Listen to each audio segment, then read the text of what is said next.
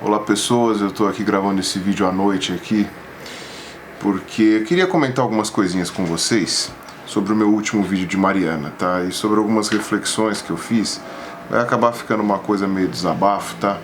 Eu vou até tentar não editar muito esse vídeo. Eu sei, eu tô com meu microfone de novo, que eu tinha mandado para consertar, ver se o áudio fica um pouco melhor do que estava antes, tá? E, bom, vai passar aqui um monte de carro, moto, que de madrugada às vezes passa aqui, então, sei lá, eu vou tentar falar. Se fizer um barulho muito alto aqui, aí eu edito, porque eu não tô com o saco de editar esse vídeo.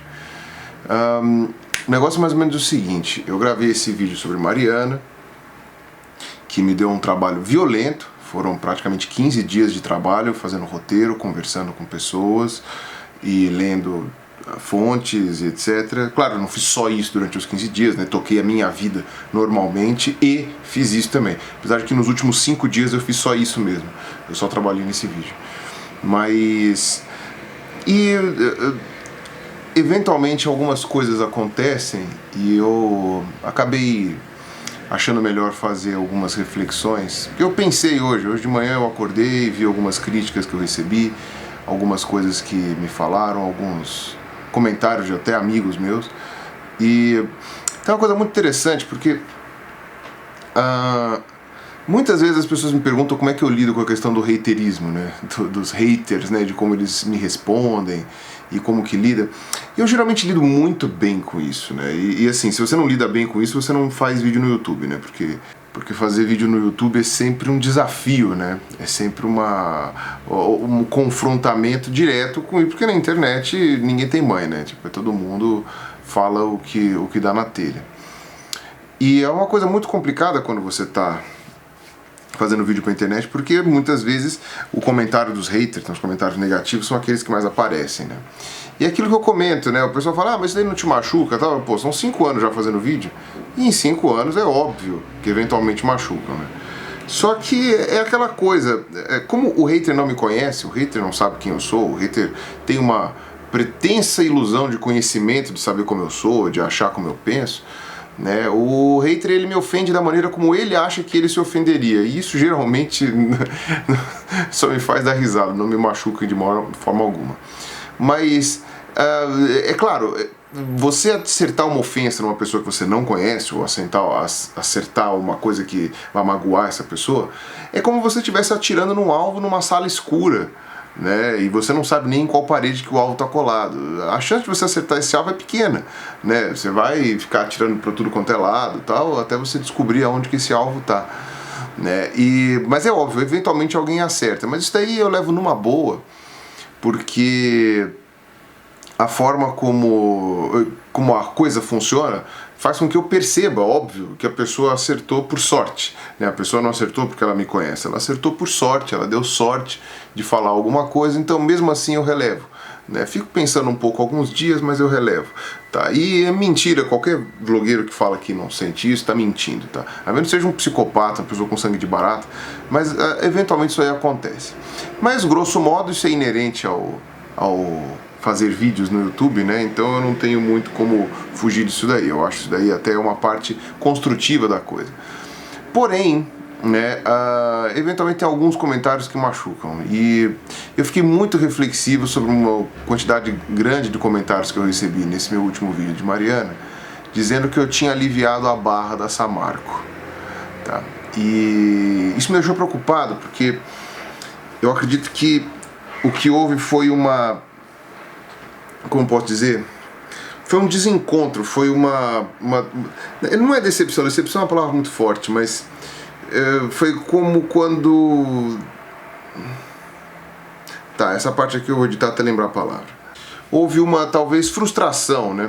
Porque você tinha uma expectativa que tinha sido gerada com relação à minha pessoa, com relação aos meus vídeos, e muitas pessoas não enxergaram essa expectativa em mim, né?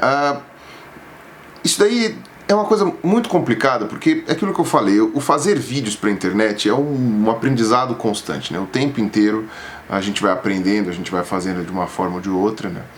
E, por exemplo, naqueles meus vídeos sobre a fosfetanolamina, né? Principalmente no primeiro vídeo que eu tava com bastante raiva. Não, o segundo também eu tava com bastante raiva, mas o primeiro que eu fui um pouco mais, sei lá, usei palavras mais pesadas, né? E transpareceu o que eu pensava, né? Que eu achava que o Dr. Querice, por exemplo, tinha que ser preso. E continuo achando, tendo essa opinião. Acho que ele tinha que ser preso e não laureado como ele está sendo. Não por inveja, não por coisa, mas porque ele fez errado, né? Ele fez coisas erradas. Talvez preso tenha sido um exagero, talvez tenha sido, mas processado pelo menos, entendeu? Pelo menos processado, pelo menos que ele tenha uma punição pelas coisas erradas que ele fez, né? Mas me exaltei, falei que ele devia ser preso, tal, não sei o que, e aí as pessoas falaram que, pô, você exagerou, tal. Ok, né? Até veio um amigo meu falar comigo, falou, pô, cara, maneira aí e tal. Inclusive, quando eu publiquei o meu vídeo da fosfetanonamina na minha fanpage, se vocês olharem na minha fanpage, vocês vão ver que eu falei, né? Se o processo não veio até agora, vai vir hoje, né? Quer dizer, eu estava ciente do que eu estava falando, concordo, continuo concordando com o que eu falei, mas talvez hoje, se eu gravasse o vídeo de novo, eu não falaria desta forma, tá? Não, obviamente, de forma alguma eu iria concordar com o que o Querice fez, mas não falaria desta forma, não deixaria transparecer tanto a minha opinião de que eu achava que ele tinha que ser preso, né? E essa questão de forma, né, e conteúdo, como eu tinha discutido no meu último vídeo sobre, inclusive, esse composto, né, às vezes me faz refletir algumas coisas. Então, como eu achei que eu tinha sido muito agressivo naquele meu vídeo da fosfetanonamina, e eu recebi muitas críticas por ter sido agressivo, né, apesar disso ter me gerado muita visualização, né, o YouTube, ele gosta de pessoas agressivas, né, as pessoas gostam desse tipo de treta, né, mas eu não tô aqui pra treta, eu tô aqui pra informar as pessoas, eventualmente entreter, mas principalmente informar. Então, se a minha forma está gerando visualização, mas ao mesmo tempo está gerando uma má interpretação da conduta das coisas, né, talvez eu devesse mudar o meu tom e não falar desta forma, né, tão agressiva com relação a isso, né. E isso daí foi muito recente, né. E óbvio que a maneira como a gente fala, que a gente se expressa no YouTube, acaba gerando algumas reações, né? Então, por exemplo, eu vi muita gente torcendo, por exemplo, né, nos meus comentários, mesmo para que a fosfetanonamina não funcionasse, né? E de forma alguma foi isso que eu quis dizer nos meus vídeos. Por exemplo, eu disse que a gente não tem a menor ideia se ela vai funcionar ou não, e disse inclusive que eu achava que tinha resultados promissores, mas as pessoas entenderam, com a minha raiva, com a minha revolta, com a forma como a coisa foi desenvolvida, né, jogando a culpa em cima da USP, etc., que as pessoas começaram a torcer contra a fosfetanonamina, começaram a querer que ela não funcionasse, que é uma coisa que eu nunca disse, muito pelo contrário. Óbvio que eu quero um remédio que ajude as pessoas com câncer, sabe? Não é uma loucura. Mas eventualmente a forma como eu falei deu a entender isso daí.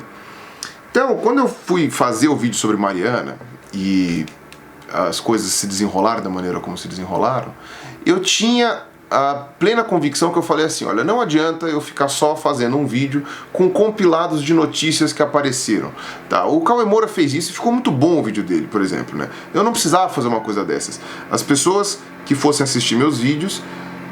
Peraí, deixa eu passar o caminhão. E eu não precisava fazer isso, sabe, um compilado de notícias, né? Eu imaginei que a pessoa que quisesse assistir meu vídeo queria saber um pouco mais do que isso. Então eu já imaginava na minha cabeça que ia ser um vídeo técnico, tá? Ia ter que ser um vídeo técnico, eu ia ter que explicar a questão de como se faz um barramento para mineração. Perdão. Ia ter que explicar a questão do impacto ambiental. O problema do impacto ambiental é que muitos deles a gente não sabe. A gente não sabe, eu estaria mentindo se eu falasse pra vocês que eu sabia.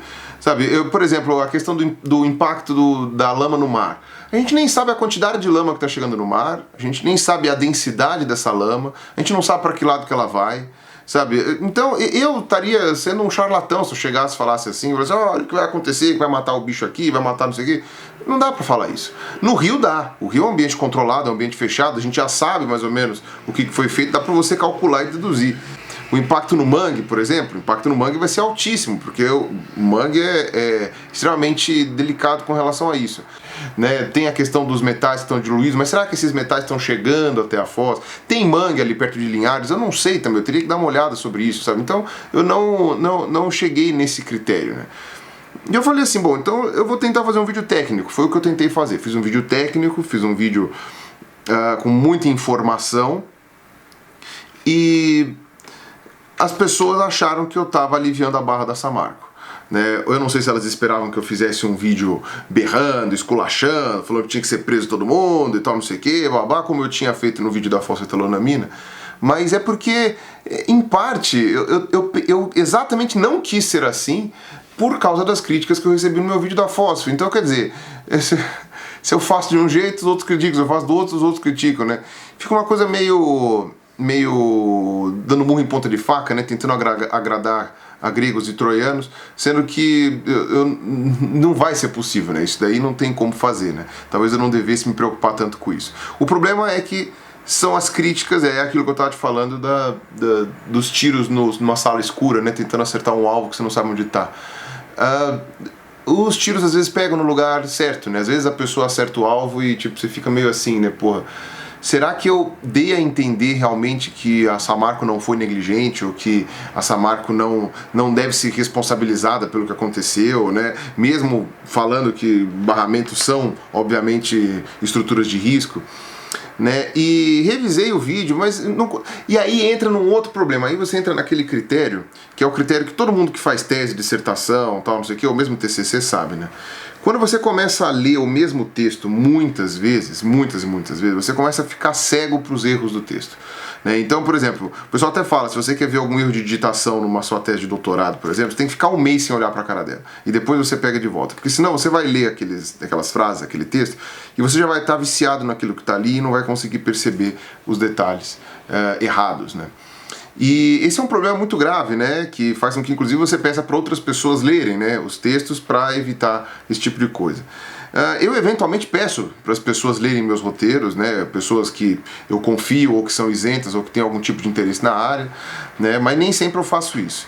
E esse roteiro, como eu falei, não foi um roteiro escrito a duas mãos, foi um roteiro escrito, sei lá, a 30 mãos, né. Eu deixei no meu outro vídeo lá escrito o nome e a quantidade de pessoas que me ajudaram, né? Então foram muitas mãos, foi muita gente me ajudando com um detalhe, com uma referência, com uma fonte, etc, né? E teve revisão o texto, óbvio.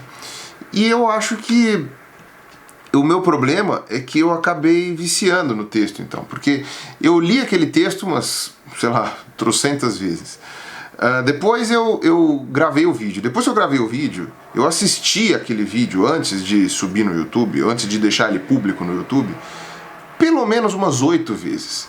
Né, pra ver se não tinha nada errado, pra ver se não sei o que, mas não adianta, né? Eu acho que eu caí na armadilha do vício do mesmo texto, né? E eu não visualizei nenhum tipo de alívio para Samarco, muito pelo contrário, eu falei várias vezes, ela não deve ser isenta disso, ela não deve ser isenta daquilo, ela tá pagando as multas e a gente tem que cobrar para que elas sejam pagas, então eu até falei, eu não quero que ela abra falência porque ela vai ter que pagar essas multas, né? O meu medo é que ela abrindo falência não tenha ninguém para pagar e ela fique impune e tal, né? Mas as pessoas entenderam que eu estava aliviando a barra para Samarco. Não todo mundo, óbvio, né? Mas algumas pessoas que acertaram num ponto-chave aí, né? Que me magoou, que me deixou chateado, porque eu não queria ter dado essa impressão, né? A impressão falsa de que essa marca não pode ser responsabilizada. Ela é a total responsável daquilo ali, né? Mesmo que fosse um acidente, mesmo que tenha rompido por sei lá, porque Deus mandou um raio ali, caiu e rompeu a barragem. Sabe, a Samarco ia ser responsabilizada pelo simples fato de que ela é a detentora de um empreendimento de risco que envolve matar gente se der alguma coisa errada, né? Então eu não quis de uma maneira aliviar a barra da Samarco, não foi a minha intenção de maneira alguma, e dentro do meu olhar viciado daquele meu vídeo eu não faço isso, né? Eu não estou fazendo isso. Eu estou gravando esse vídeo aqui porque essa reflexão ela apareceu pelos comentários que vocês fizeram. Não foi porque eu tenha percebido isso. Depois eu revi o vídeo mais 2 ou 3 vezes e eu não achei que ele dava essa impressão, mas enfim, eu não sou mais a pessoa certa para julgar se o vídeo dá ou não essa impressão, porque eu tô com a visão viciada, eu tô com a visão já cadenciada, enviesada para esse vídeo que eu gravei, porque ele tá muito fresco na minha cabeça. Então, eu acho que eu não devo ter deixado claro, então, alguns pontos que deveria, né? Então, eu posso deixar claro aqui, né? A Samarco tem que ser, sim, responsabilizada pelo que ela fez. Barragens são perigosas, sim, e por isso elas requerem fiscalização, e foi isso que eu falei naquele vídeo. E a fiscalização, de alguma maneira, foi insuficiente. Ou ela foi incompetente, né, ou teve uma vista grossa, ou essa fiscalização não foi a fundo da maneira como ela deveria, né, e eu falei isso no meu outro vídeo, né. Mas, então é óbvio que a culpa é da Samarco de alguma forma, ela tem que fiscalizar isso. A culpa que não é da Samarco é do governo. Porque se não a própria mineradora que está fiscalizando, é o governo que tem a função de fiscalizar. Aí entra naquele círculo vicioso de política que eu tinha falado, né? Os políticos mesmo têm rabo preso com as mineradoras, então é muito difícil que eles façam muita força de vontade para fiscalizar, mas o problema é mais ou menos esse. Agora, quando eu falei isso tudo junto, eu talvez tenha esquecido de falar alguma frase mais importante, alguma frase mais de efeito com relação a isso, mas o fato da Samarco ser uma empresa que sempre vistoriou muito bem, com muita frequência, né, as suas barragens, etc., sempre se preocupou com isso, né, não quer dizer que isso seja suficiente. Tá? Os critérios de fiscalização do Brasil, como eu tinha falado com a questão do DNPM, que não tem funcionário, que não tem dinheiro e tal, os critérios de fiscalização do Brasil são frouxos. Né? Então, por exemplo, ainda que a Samarco seja o melhor aluno da sala, né, a Samarco tirou 4. E os outros alunos tiraram 1, 2, né? Sendo que a nota máxima é 10. Né? Então, quer dizer, a Samarco é a menos pior, mas ela ainda assim tudo isso daí é insuficiente. Né? A maneira como as fiscalizações mesmo os cuidados, né, para acidentes são feitos no Brasil, não só com a mineração, mas com tudo, né, são sempre nas coxas, é o jeitinho brasileiro, a gente vê de qualquer jeito, a gente fiscaliza amanhã, deixa para semana que vem, deixa para o mês que vem, né, e aliado a isso o fato de que as multas não necessariamente são pagas, né, de que a inadimplência é muito grande, né? E eu dei o exemplo de que 1% das multas ambientais no Brasil são pagas. No caso da Samarco, eu achei depois alguns links, estão lá na descrição daquele vídeo lá, de que ela também estava dando calote já faz tempo na CEFEM, né? Que é aquele imposto, que na verdade não é um imposto, é o royalty por minério, né? Por exploração de minério, né? Que já é baixo, né? E ela estava dando um calote aí de sei lá quantos bilhões. Então, quer dizer, tem coisa errada. É óbvio que a Samarco é responsável, é óbvio que ela tem que ser punida por tudo isso que aconteceu, mas também a gente não tem que ficar esperando que o pessoal da Samarco seja, sabe, apedrejado em praça pública e linchado e tal, porque a gente também não pode imaginar, por exemplo, assim, você fazer um trabalho nas coxas, é que é aquela coisa, né, tem a ver com o grau de risco e a responsabilidade do lugar, né. Mas, por exemplo, se você faz uma coisa nas coxas e depois dá merda, você sabe que a culpa foi sua, você sabe que deu merda e você tem que tentar corrigir essa merda. Né? Mas você não foi negligente porque você queria que desse merda. Você foi negligente porque na sua cabeça você achou que não ia dar merda. Né? Então a ideia da Samarco provavelmente foi essa. Ela não achou que ia romper a porcaria da barragem e rompeu. Né? E é ingenuidade achar que agora os engenheiros da Samarco, o pessoal lá tá feliz. Tá todo mundo feliz, dando risada. Matei um monte de gente, destruí um vilarejo. Ai, que legal, sabe? Como se estivesse jogando War com Minas Gerais, sabe? É uma bobagem isso daí, sabe? Eles são seres humanos, sabe? As pessoas estão tristes, mesmo os engenheiros da Samarco, os geólogos, os responsáveis, estão tristes do que aconteceu. Você acha que eles estão felizes de ter morrido gente? Você acha que eles estão felizes de ter destruído uma vila lá e um monte de cidade, de ter cortado o abastecimento de água das pessoas, de ter extinto sei lá quantas espécies de peixe? Você acha que eles estão felizes? Sabe? Tipo, as pessoas também têm uma visão muito beligerante e eu me sinto também às vezes um pouco culpado de ter alimentado isso em alguns vídeos meus que me deixaram um pouco mais com raiva, né?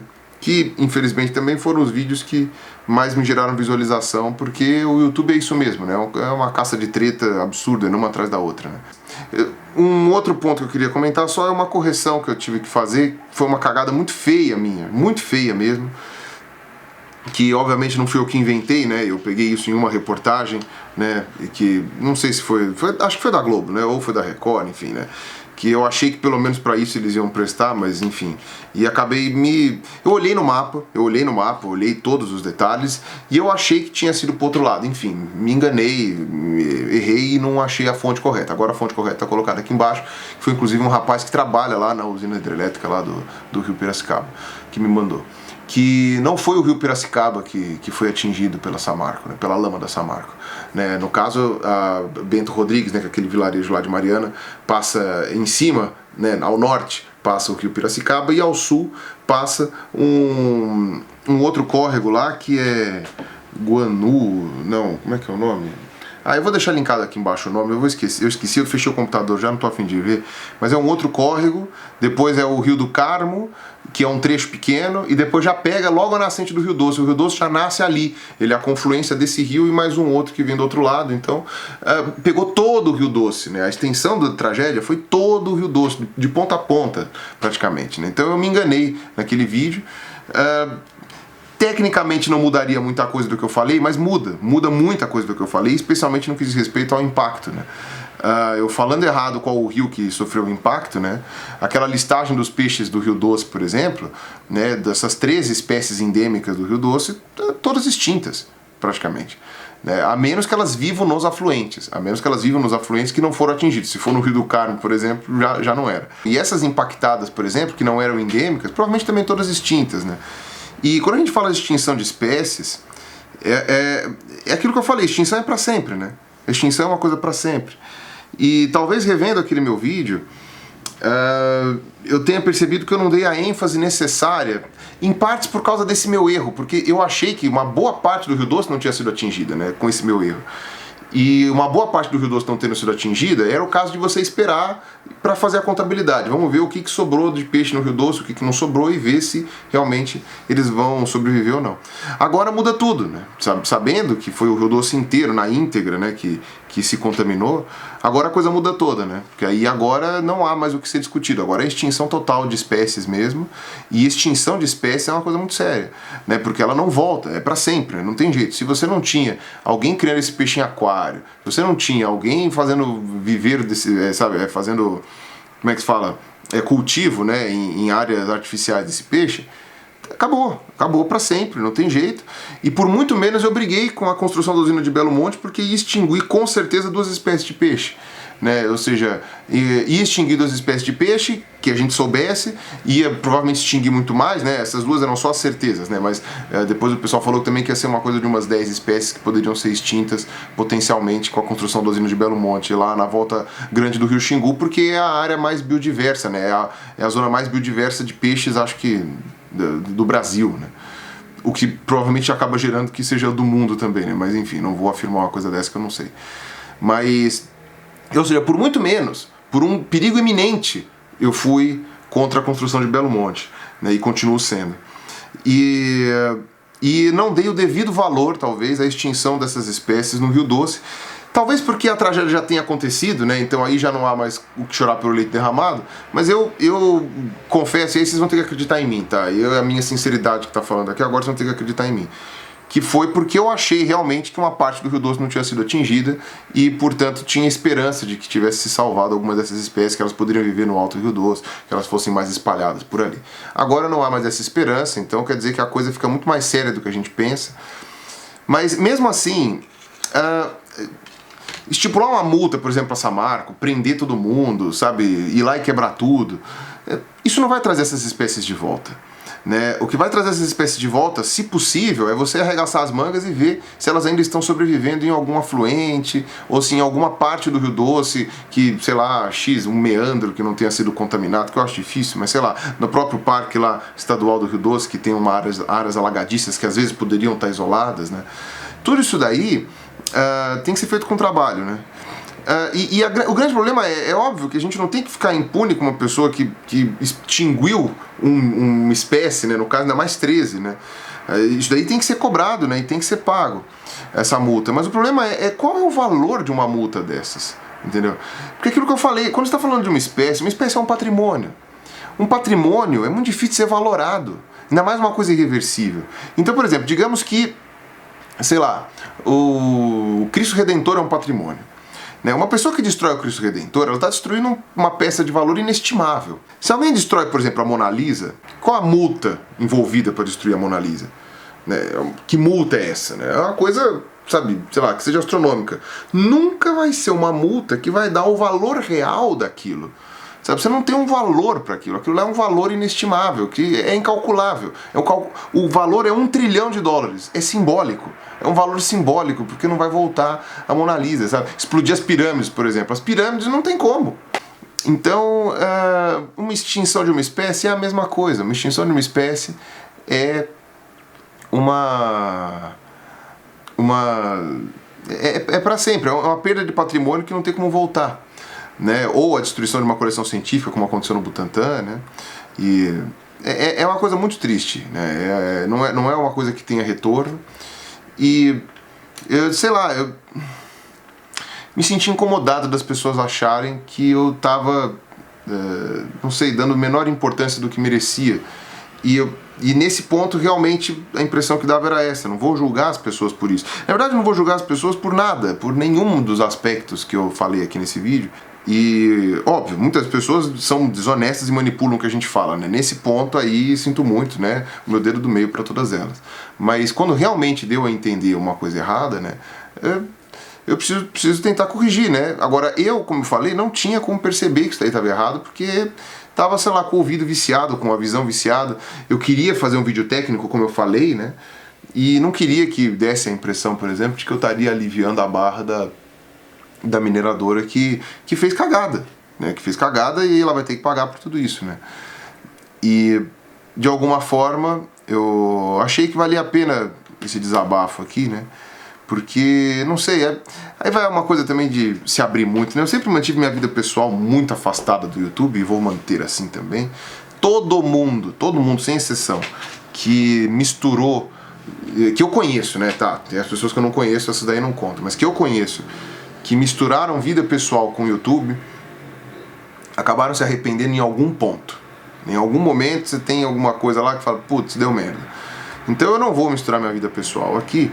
Mas a minha vida está um pouco bagunçada, eu tô passando por uma fase meio de transformação, meio de transição da minha vida, né? Por uma série de coisas que não tem nada a ver com o YouTube, né? E nem tentem chutar o que seja, porque vocês vão errar provavelmente. Mas que envolve uma série de coisas, né? Na minha vida pessoal, profissional, de saúde e tal, enfim, tudo isso daí, familiar, tudo, né? Que essas mudanças todas fazem diferença na nossa vida, né? Então a gente acha que não impacta, mas impacta, né?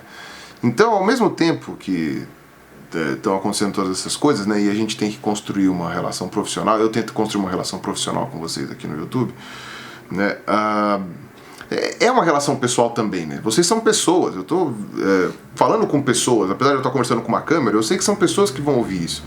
E são pessoas que digitam nos comentários, por mais que elas usem às vezes o anonimato para falar umas besteiras que pessoalmente elas nunca falariam, né? São pessoas que estão ali respondendo, não são robôs, né? Só quando é spam, né?